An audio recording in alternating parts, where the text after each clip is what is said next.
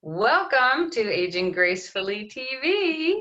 I want you to live a long, healthy life without regrets. Thank you, Greg Willey, Executive Director of Friendship Animal Protective League, for being with me today.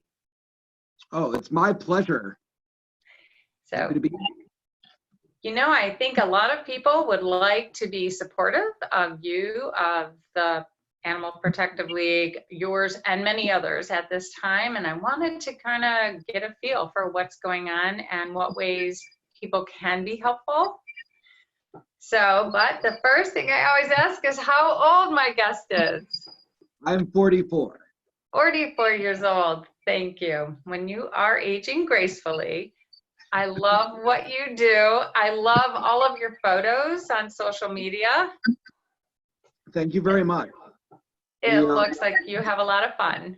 Yeah, we work really hard to make animal welfare can be a really tricky business, because ultimately a lot of times you're kind of torn between this idea of the sadness of kind of what we do. And I think a lot of people associate animal welfare with sadness. I mean, let's face it, Sarah McLachlan in The Arms of the Angels, you know, we've all heard that, seen that, and it can be, you know, a lot of places can tend to focus on that. We try to focus on the positivity that comes along with what we do and the work we do. And I think it shows, and it's really important to me that we have this, that we try to say that there's a lot of hope in the world, and that even the most, you know, tragic circumstances that we end up in, we can find joy and life and happiness in those things. And I think that's what we try to focus on here. We try to focus on that.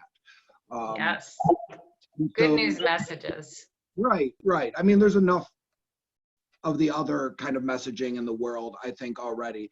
You know, I saw the other day that I hadn't seen in a long time, the polar bears on ice caps. I saw a new commercial for that, and I was just devastated. You know, you kind of just turn off after a while when you see all the tragedy. I think, you know, so what we want to do is show that flip side, that there is joy and hope in the world. Good, great. So today, with things being as they are with the quarantine, how has that affected you? How has that made changes? Maybe good, maybe bad? Well, I think as an organization, we've been very adaptive to the new environment. We were actually really well positioned to be able to cope with the new norm.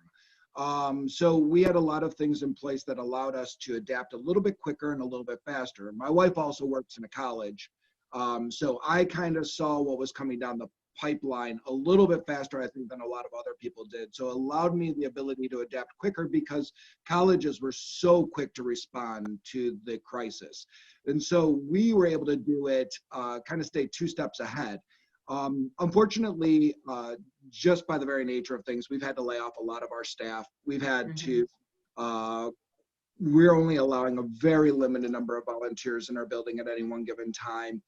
Those are things that are really affecting us, because I think, you know, the volunteers, not only are they there to walk the dogs or, you know, spend time with the cats or assist us with feeding and cleaning, they're there to kind of lift us up and help us and support us, and both physically with those jobs and that work, but emotionally as well, to kind of lift us up through this. And you know, we miss them a lot right now. It's a volunteer appreciation week as we're doing this, and so you're trying to, you know, that's one of the things that we're working really hard to do, is trying to get them back in the loop, because this gives them meaning and purpose too, and I don't want to remove that from them. It's heartbreaking. Yes. It's so important to feel like you have something good to do right now. So I understand that dilemma. So it seems like I am seeing all these new puppies and kittens in homes right now on social media. Is that going on? Are people adopting as much, more? It's definitely down. We're not taking in nearly as many animals as we would during the normal times. We're down probably 60% in the number of animals that we're taking in currently during this crisis. And that's for a variety of reasons. One is we're asking people to be patient. If they don't have to come down to the shelter and interact, we're asking them to hold off, keep their animal in their homes. It's better there than coming to the shelter. So even if they're going through tough times, I'd rather them come and grab a bag of food or do something like that. Well, keep the animal there rather than bring the animal to the shelter during this time when it'd be harder to place them and harder to get those things done. We are still working with some of the local rescue groups, which is why you're seeing some of the puppies come in. But even that is way down comparatively to what we would normally be seeing in April and going into May, because this would be really the high season for puppies. Now, kittens are coming in, but they are just as kind of a slow trickle comparatively to what we would normally be taking in now as well. We're asking people to keep them where they are until we're able to get going. We have a reduction of staff and volunteers, so you know, our ability to compassionately care for these animals has been reduced. And so they are sometimes better off where they are. Unless it's in a dire emergency, like we took in a litter of kittens that was in a parking lot. That's a dire emergency. That is not a safe environment for those kittens to be housed in or living in. But if they are happily entrenched underneath a porch, put out some food, let them be there for a little bit, let them grow up a little bit rather than coming into a shelter environment for right now. And we'll help them out. We will get those kittens in, you know, when they're a little bit older and able to be adopted out. And our spay and neuter is really, again, those are things that we want to really try to be mindful of during the day. So, we're way down, but slowly starting to build back up again. Yeah, it's largely taking in emergencies at this point, though. Okay, it's good to know, for people to know that you can help with food, because I'd never heard of that before. So if they really are in dire straits and if they can keep their animals, you can help them with the food. Yeah, usually they're reaching out to us and saying, hey, you know, I have this problem going on, or we don't have enough money and I have to give up our pet. And I will say to them, I will email a response saying, hey, if we can give you some food temporarily to tide you over until this crisis passes, would that help? So we're not really just open to public and, you know, giving food out and those types of things. We're just trying to work with those people that are reaching out to us that are in a tough situation. So if we can do that, we do that. And it's worked out fairly well so far. So what can your average person do to help you, or say any shelter? Give food, money, what is best? I think the best thing right now, what most shelters would like, is a monetary donation or a monetary gift.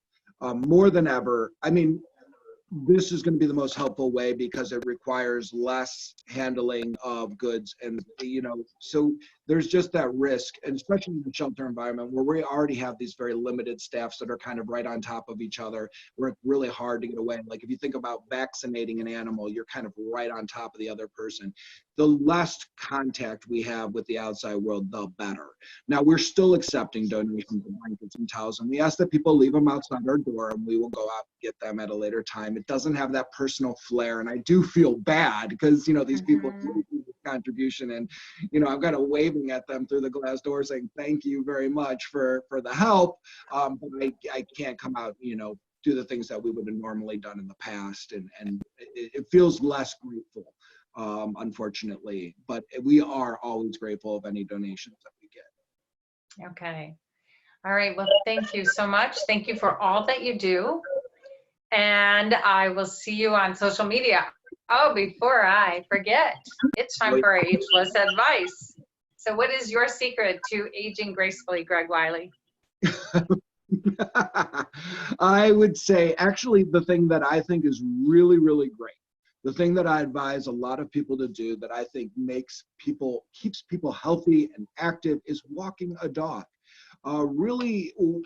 Dogs really have a tendency to keep us healthy, vibrant, active, going out into the community, giving us a reason to get up and walk. There's nothing, I mean, how many times do I see people spelling W-A-L-K like their dog doesn't have a good sense of what's going to happen next? I think there's that anticipation, that joy that comes with it, that I think that walking, it just is just such a important part of life, because it's such a pack oriented thing. It binds you to that animal, it bonds you to the dog when you're walking with them, and they keep you kind of going and moving along and kind of going through life. But also the really key thing when we're able to do is they stop and take a chance and smell the roses, you know. Well, they smell everything else too, but you know, it reminds us of the importance of stopping every once in a while and looking around, you know. And then what are words of Ferris Bueller? Life moves pretty fast. If you don't stop and look around every once in a while, you may miss it. So I think dogs remind us a lot to do that. Thank you so much. I think that's great advice. And no one else has ever said that in my almost 3 years of interviews. I love it. All right. Have a wonderful day. Thank you so much, Greg Willey of Friendship Animal Protective League. Thank you so much.